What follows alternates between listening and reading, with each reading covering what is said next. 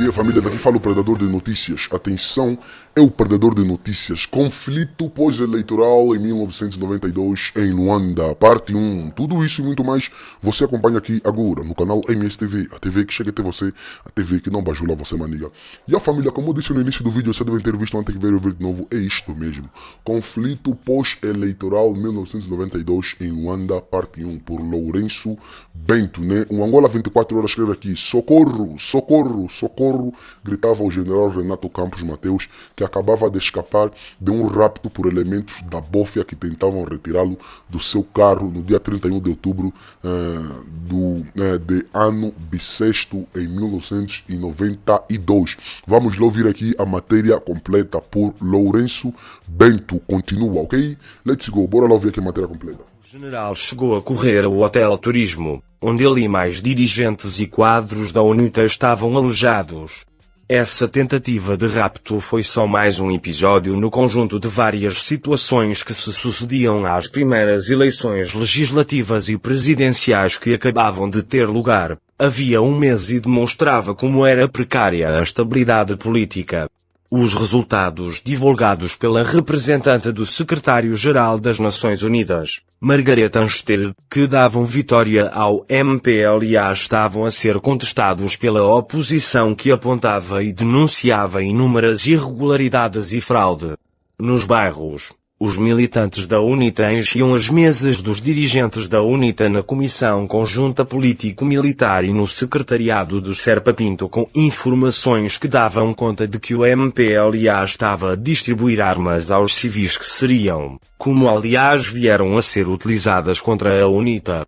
O Dr. Jonas Malheiro Savimbi, alertado por fontes bem informadas, tinha já abandonado clandestinamente Luanda e encontrava-se no Ambo, de onde organizou uma importante reunião dos líderes dos partidos da oposição que tinham participado das eleições. Na declaração conjunta, os líderes dos partidos da oposição denunciaram a fraude massiva que tinha marcado o pleito e apelaram para a necessidade da manutenção de um clima propício à realização da segunda volta.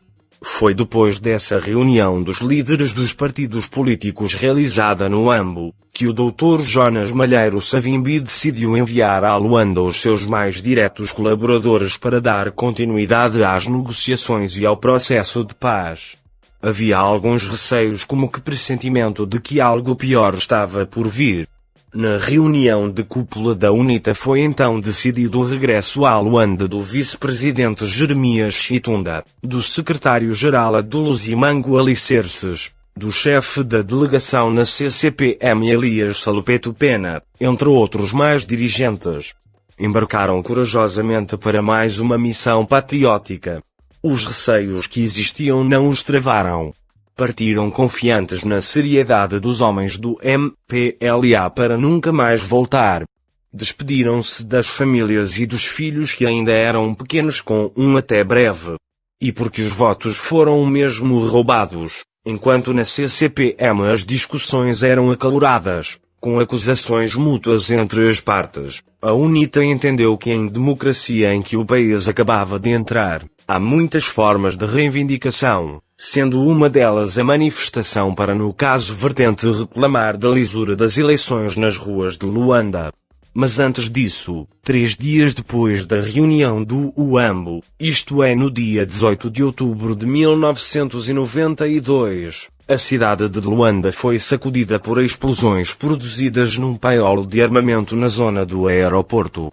Enquanto tal cenário ocorria, alguns elementos da U.D.P.B.PV meteram-se a progredir em direção a uma residência dos homens da UNITA no bairro Cacenda. Nessa residência estavam os quadros do partido com responsabilidade na Comissão Conjunta Político-Militar e com eles estava uma guarnição para a sua segurança. Não era segredo. O Dr. Savimbi não aceitou que a sua segurança e dos seus dirigentes e quadros fosse confiada a outras pessoas. Impôs que assim fosse. Despertos pelas explosões que acordaram toda a cidade, foram tomadas as disposições táticas pertinentes e montados postos de sentinela a uma certa distância. Foi então que por volta das 4 horas de madrugada o posto que destacado na direção da administração do Prenda detectou alguns homens armados em progressão e avisaram os mais velhos. Venha e tropas a progredirem em direção à nossa casa, informaram ao conquistador, pseudônimo de um oficial de inteligência da Esfala que estava na CCPM. Instrui que os deixassem aproximar até uns escassos metros e abrissem fogo, sem utilização de granadas, explicou o oficial. Os guardas cumpriram a ordem tal como foi dada. Abriram fogo quando os atacantes estavam a cercar a residência dos oficiais da UNITA. Foram mortos 5 elementos e capturadas 7 armas novinhas em folha, 2 PKM e 5 espingardas automáticas AK-47. Os atacantes pertenciam aos grupos de forças que tinham recebido armas para atacar as delegações da UNITA nos bairros da capital. A armadilha estava montada, só que houve precipitação ocasionada pela deflagração do paiol. Informamos o que tinha ocorrido ao comissário Mandaleno Tadeu, que era oficial que respondia pelos assuntos de polícia ao nível da CCPM. Os corpos dos mortos só foram removidos por volta das 13 horas, explica o conquistador, sublinhando que na Rádio Nacional e na TPA os acontecimentos daquela madrugada foram apresentados como vinha ao regime, totalmente distorcidos. O agressor transformou-se em vítima. Nessa altura, a situação era de tensão na capital. Pelo país e a partir de Luanda, desdobravam-se delegações mistas em missão de investigação da fraude. Na manhã de 31 de outubro de 1992, o conquistador decidiu ir ao Miramar, residência oficial do Dr. Jonas Savimbi, para recarregar a bateria do seu rádio de comunicação. Seguiu depois para a rotunda de São Paulo de Luanda, onde se deparou com Ramos Miguel, antigo homem das redes de clandestinidade que novo contexto se tornara coordenador dos comitês da UNITA em Luanda, que lhe pôs ao corrente sobre as últimas orientações da direção do partido relativas à manifestação antifraude. Enquanto conversavam, estavam a chegar autocarros com populares de Viana. Da conversa com Ramos Miguel, o conquistador tomou conhecimento do roteiro da manifestação. Como oficial de inteligência, o conquistador entendeu inspecionar a rota que lhe foi indicada e encontrou barricadas de chassis, tambores e pneus montadas na via prevista para a passagem da manifestação. Informei ao Ramos Miguel da obstrução da via da manifestação e continuei o percurso, descendo pelo Alto das Cruzes, pelo antigo Anguxipe e Mininte, onde tive de parar trocar o pneu do meu carro furado, narra o conquistador. Resolvido o problema, o conquistador prosseguiu a sua missão, rumando para a sua residência no Cacenda. Quando chegou em direção ao Hospital do Prenda, Major Jojo Carvalho, em memória, chamou por mim no meu rádio e dizia: "Mais velho, se estiver num sítio seguro para, aqui estamos cercados, a situação está mal." Nesse entretanto, a GMC que levava abastecimento alimentar para a nossa residência no Cacenda foi atacada e carbonizada nas imediações do Hotel Fórum, reporta. Perante a evolução súbita da situação, o oficial de inteligência, alertado sobre o perigo, fez inversão de marcha e rumou para o Hotel Turismo, estacionou o seu Toyota Camry pela última vez e dirigiu-se ao quarto do seu colega das lides de inteligência, Garcés Chipeio, a quem informou sobre a deterioração da situação em Luanda e falou da sua fome. Enquanto aguardávamos por alguma coisa de comer solicitada à equipa de protocolo do hotel, ouvimos alguém gritar, lá embaixo do prédio: "Socorro! Socorro! Socorro!"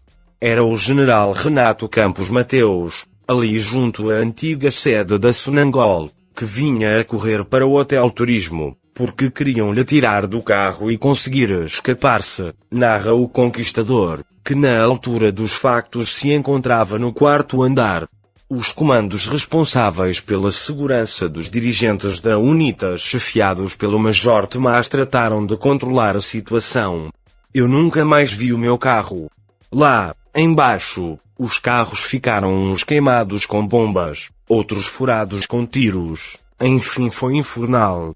Nós só saímos do Hotel Turismo no dia 2 de outubro, conta o Conquistador sobre o período sangrento pós-eleitoral de 1992.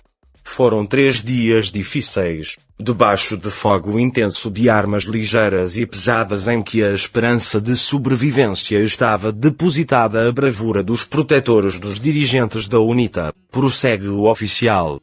Na unidade hoteleira encontravam-se aproximadamente 270, entre dirigentes, quadros, mulheres e crianças candidatos a um massacre do ocorrido no Pica-Pau, em 1975. Se as forças atacantes Polícia, FAPL, FA e Defesa Civil conseguissem romper as linhas de defesa do Major Tomás, perante a tenaz resistência dos comandos e a hábil negociação dos dirigentes da UNITA com a Cruz Vermelha Internacional, foi possível o estabelecimento do cessar-fogo que permitiu a evacuação do Hotel Turismo. As FAPL nas vestes da FAA, a Polícia e a Defesa Civil, não conseguiram tomar de assalto o Hotel Turismo, prossegue o Conquistador. Continua por Lourenço Band. E a família, o vídeo de hoje foi esse. Se você curtiu, sabes fazer, se inscreva no canal, ativa as notificações, partilhe o vídeo, comenta, porque isso também é notícia, você não sabia até saber parte de nós, então é notícia. A nossa campanha para aprender a família dos Santos, para aprender esses marimbondos que andam a roubar dinheiro público, para aprender a família Neto, a família Geluco, continua, ok? Os nossos contactos para parceria, divulgação e denúncia estão na descrição dos nossos vídeos, então é teu dia, é tua ela, cria a sua própria opinião, MSTV, a TV que chega até você, a TV que não bajula você, mano.